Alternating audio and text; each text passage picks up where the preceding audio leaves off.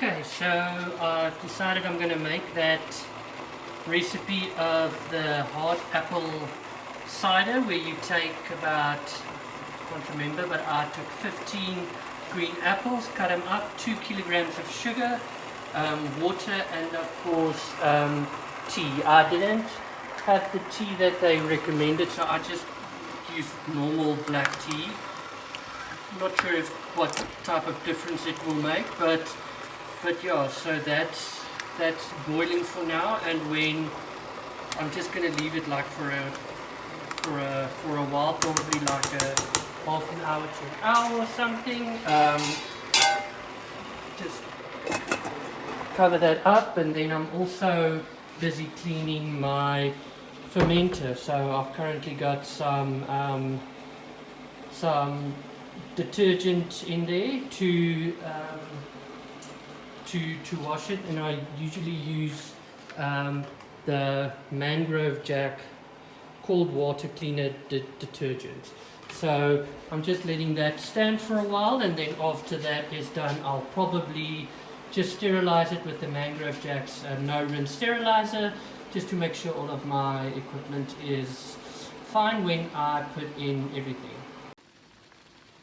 So as you can see here, the apples are boiling quite nicely. It's been about half an hour, I would say, but I think I've just turned off the stove so that it starts to cool down now a little bit. And obviously, I mean, I need to cool it down by quite a lot before I actually want to put it into my fermenter, which I've already also all busy sterilizing. So I'm just leaving it in there, and then I'm going to give it another swish or two, and yeah, then I'll be, when this is a little bit colder, I'll transfer it to the fermenter with some cold water, so I can actually pitch the yeast, because you obviously don't want to pitch the yeast at such too high of a temperature, but that I'll keep an eye on, of course. So yeah, but we'll keep you up to date.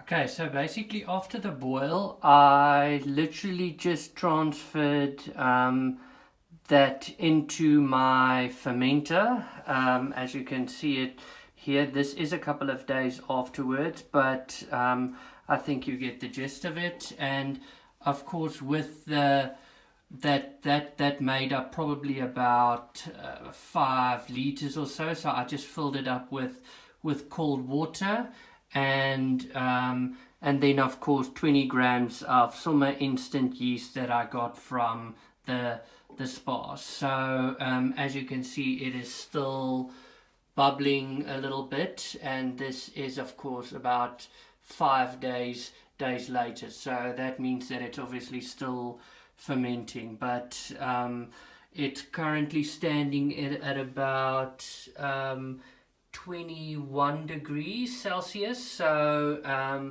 yeah, hopefully it will stop fermenting soon, so I can make a plan on getting it into bottles or getting it ready for me to drink. But yeah, we'll see, but I'll keep you guys updated.